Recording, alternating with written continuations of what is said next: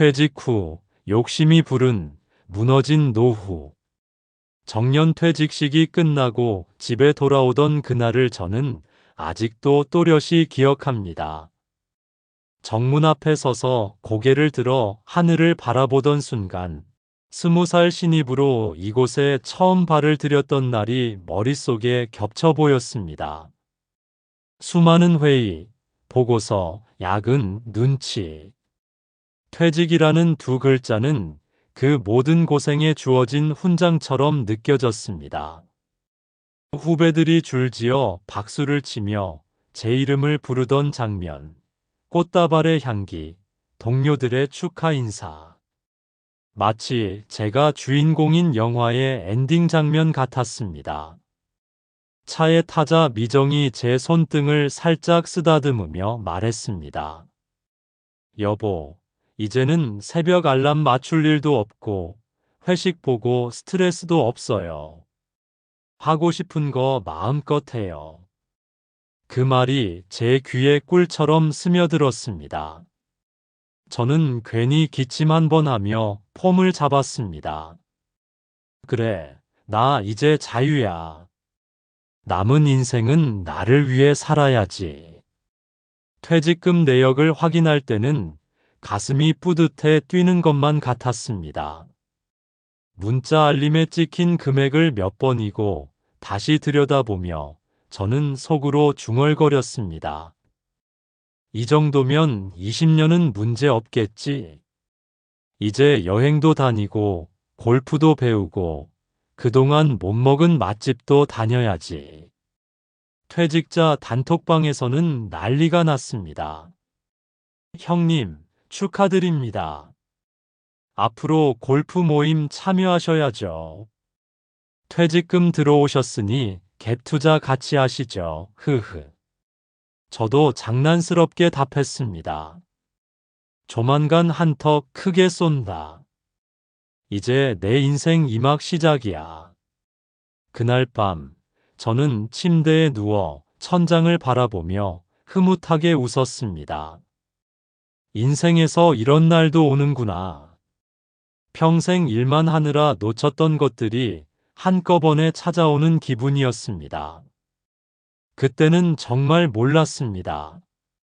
그 화려한 퇴직식 뒤에 어떤 낭떠러지가 숨겨져 있었는지 저는 조금도 알지 못했습니다.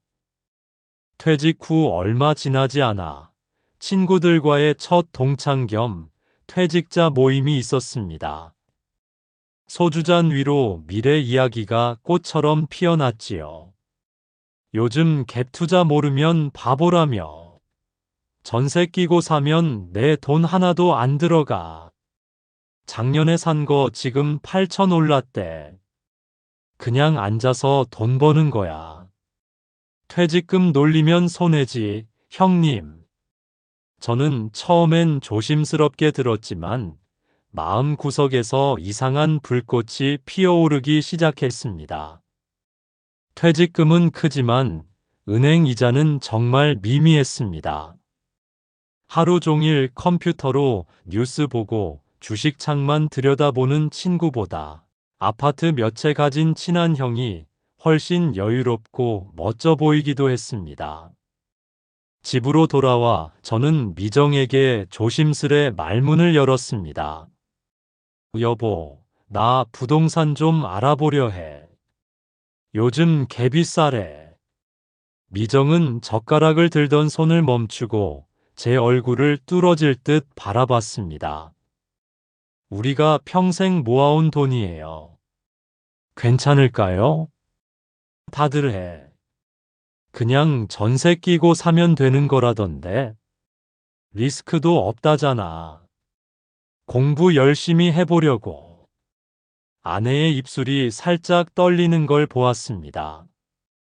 그때 저는 아내의 불안보다 제 기대를 더 우위에 두었습니다. 한 달 뒤, 저는 첫 아파트 계약서에 서명했습니다. 중개사의 말은 달콤했습니다. 요즘 이 동네 수요 많아요. 전세금이 매매가랑 거의 같아요. 사실상 무자본 투자라고 보시면 됩니다. 도장을 꾹 눌러 찍던 순간 가슴은 설렘으로 가득 찼습니다. 그날 밤 저는 잠이 오지 않아 부동산 카페 글을 밤새 읽었습니다. 모든 글이 저에게 속삭이는 듯 했습니다. 당신은 이제 투자자다. 본격적으로 돈 벌 준비를 하라. 저는 정말 믿었습니다.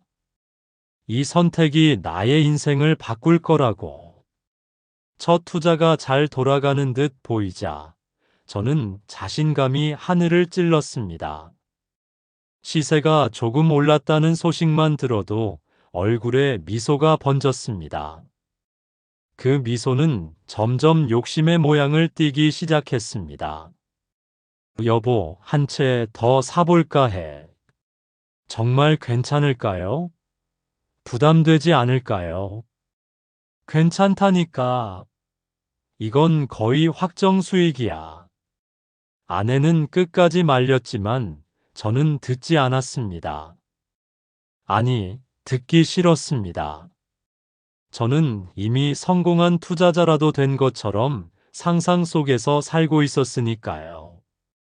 두 번째 아파트 계약서에 도장 찍는 날, 저는 마치 사업가라도 된 듯 서류 파일을 들고 뿌듯하게 걸었습니다. 세 번째는 대출까지 끼워 진행했습니다. 중개사는 말했습니다. 선생님, 지금 새 채면 월세 전환하면 노후 끝났어요. 대출 이자, 전세금으로 메우면 됩니다. 그 말이 저를 더욱 취하게 만들었습니다. 현실보다 꿈에 더 취해 있던 시기였습니다. 퇴직한 지 몇 달, 저는 점점 사람들에게 말하기 좋아졌습니다. 나 부동산 좀 굴려. 앞으로 월세만 받아도 살아. 그러나 속은 조금씩 불안했습니다. 하지만 그 불안은 곧 오를 테니라는 말로 덮어버렸습니다. 그때의 저는 알지 못했습니다. 계단을 한 계단씩 올라갈수록 추락은 더 아프다는 사실을. 어느 날 저녁 뉴스 속 자막이 번쩍 떴습니다. 정부, 다주택자 규제 강화. 기준금리 인상 단행. 처음엔 대수롭지 않게 넘겼습니다. 잠깐 흔들릴 수도 있지. 버티면 오른다. 하지만 시장은 생각보다 냉정했습니다. 매물은 쌓였고 전세 수요는 줄었습니다. 세입자가 빠져나가며 공실이 생기자 대출 이자가 고스란히 제 몫이 되었습니다. 매달 카드값처럼 찍히는 이자 고지서. 저는 점점 밤마다 잠을 설치기 시작했습니다. 휴대폰 계산기 앱을 켜고 예금 잔액, 대출 이자, 월 지출. 계산해도 답이 나오지 않았습니다. 부동산 단톡방은 시끌시끌하던 활기가 사라지고 말없이 방을 나가는 사람만 늘어갔습니다. 수익 인증하던 사람들이 어느새 익십만 남긴 채 회색 프로필로 바뀌기 시작했습니다. 아내는 어느 저녁 조심스레 말했습니다. 여보, 한 채라도 정리하는 게 어때요? 지금이라도 조금 손해보고 정리하면. 저는 숟가락을 내려놓으며 짜증 섞인 목소리로 말했습니다. 지금 팔면 손해야. 조금만 버티면 다시 오른다니까. 그 말은 사실 저 자신을 설득하기 위한 다급한 주문이었습니다. 아내의 눈에 비친 걱정과 슬픔이 보였지만 저는 외면했습니다. 하지만 현실은 더 냉정했습니다. 시간이 지날수록 손해는 눈덩이처럼 불어났습니다. 불안과 조바심이 쌓이던 어느 날, 우연히 유튜브 알고리즘이 저에게 속삭였습니다. 지금 코인 시장은 저점입니다. 50대도 부자 됩니다. 이번 기회를 놓치지 마세요. 영상 속 남자는 빠른 말투와 자신감 있는 얼굴로 사람들을 홀렸습니다. 댓글에는 기적 같은 성공담이 줄줄이 달려 있었죠. 이걸로 원금 회복하면 된다. 이것만 성공하면 끝이야. 저는 남은 예금을 옮겼습니다. 노후 자금의 절반 아니 거의 전부였습니다. 처음엔 수익이 났습니다. 계좌 잔고가 늘어나는 걸 보고 저는 미쳤습니다. 심장이 두근거리고 소리치고 싶었습니다. 드디어 반등이다. 곧 잃은 돈 다 메꿀 수 있어. 하지만 며칠 뒤 새벽 3시 그래프가 수직으로 추락하기 시작했습니다. 손끝이 얼어붙어 매도 버튼조차 누르지 못했습니다. 빨간 봉 하나, 둘, 셋. 계좌는 순식간에 빈 껍데기가 되었습니다. 거실 불도 켜지 않은 채 모니터 앞에서 저는 멍하니 화면만 바라봤습니다. 아내가 뒤에서 조심스럽게 묻더군요. 여보, 왜 안 자요? 저는 그때서야 떨리는 목소리로 말했습니다. 미정아 돈. 우리 돈 거의 다 잃었어. 아내는 아무 말 없이 제 손을 잡았습니다. 책상 밑으로 떨리는 제 손이 느껴졌습니다. 그 밤, 미정은 끝까지 한숨도 자지 않고 제 옆에 있었습니다. 저는 조용히 울었습니다. 그 울음은 미련, 후회, 두려움이 뒤섞인 소리였습니다. 몇 달 후, 결국 은행에서 서류가 도착했습니다. 경매 절차 시작 안내. 손에 쥐고 있는 종이가 무겁게 느껴졌습니다. 심장이 철렁 내려앉았습니다. 집 한 채가 경매로 넘어갔습니다. 나머지 두 채도 급매로 정리했지만 손실만 커졌습니다. 남은 건 쌓여가는 이자와 현실적인 빚뿐이었습니다. 저는 새벽마다 공원 청소 아르바이트에 나가기 시작했습니다. 차가운 바람을 맞으며 쓰레기 집게를 들던 순간, 저 스스로 초라해 보였습니다. 평생 직장에서 존중받던 내가 지금은 쓰레기 줍고 있구나. 치킨 뼈, 담배꽁초, 버려진 캔, 쇠 빗자루가 바닥을 긁는 소리가 제 자존심을 긁는 듯 아프게 들렸습니다. 하늘을 올려다보면 왜 그때 욕심을 냈을까? 왜 경고를 무시했을까? 아내 말만 들었어도 후회가 가슴속에서 독처럼 퍼졌습니다. 몰락이 익숙해질 즈음 어느 날 미정이 작은 커피 한 잔을 내밀었습니다. 여보, 우리 다시 시작해요. 돈이 없다고 우리가 없어지는 건 아니에요. 저는 그 말을 듣는 순간 억눌러 왔던 감정이 와르르 무너졌습니다. 미정아 미안해. 내가 다 망쳤어. 우리 노후까지. 아내는 제 손을 감싸며 말했습니다. 우린 여전히 부부예요. 함께라면 버틸 수 있어요. 그 말이 가슴 깊숙이 스며들었습니다.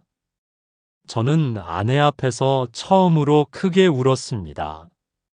돈을 잃은 게 아니라 가족을 잃을 뻔했다는 사실이 가장 무서웠습니다.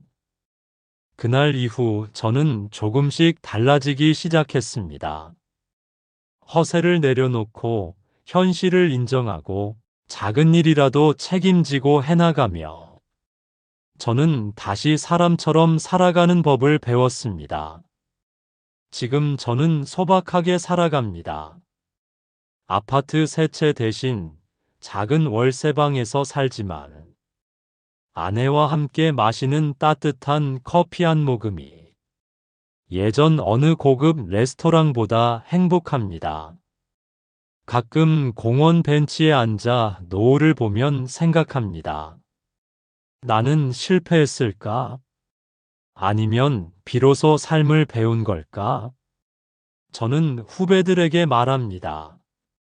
퇴직 후 가장 무서운 건 가난보다 욕심입니다. 돈을 버는 것보다 돈을 지키는 것이 더 어렵고 중요합니다. 노후의 핵심은 투자 성공이 아니라 무너지지 않는 것, 그리고 곁에 남아줄 사람이 있는 것입니다. 투자는 나쁘지 않습니다. 하지만 모든 걸 걸어선 안 됩니다. 수익보다 중요한 건 함께 살아갈 사람, 지켜야 할 마음입니다. 저는 아직도 미래가 가끔 두렵습니다. 하지만 아내의 손을 잡고 천천히 산책할 때면 저는 속으로 말합니다. 괜찮아. 아직 인생은 끝나지 않았어. 우리에게는 서로가 있으니까. 노을 아래에서 저는 아주 조용히 하지만 진심으로 미소 짓습니다.